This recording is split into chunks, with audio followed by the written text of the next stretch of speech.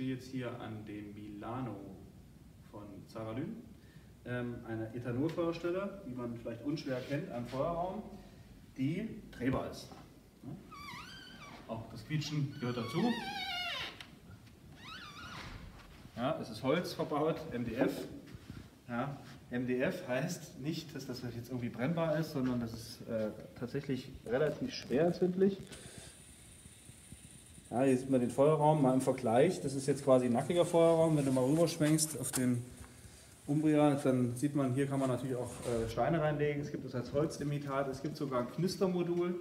Das heißt, ich kann auch ein Holzfeuergeräusch erzeugen. Und das ist jetzt quasi relativ neu, das Gerät. Runde Form mit eckig kombiniert, also sehr modern. Und die kann ich Raummitte stellen, so wie er ist. Gibt es keine Sicherheitsbedenken. Bei Zaralyn, jetzt habe ich meine Stäbchen hier, immer ganz gut. Und das zeigt, ist hier drin ein Keramikstein. Das ist also keine Matte, das ist sehr, sehr hartes Material. Das saugt das Ethanol auf und dann brennt es langsam runter. Für jeden, der keinen Schornstein hat oder nicht bauen möchte, einfaches Feuer, schnelles Feuer haben möchte und eine moderne Raumsituation, ist das definitiv eine richtige Wahl.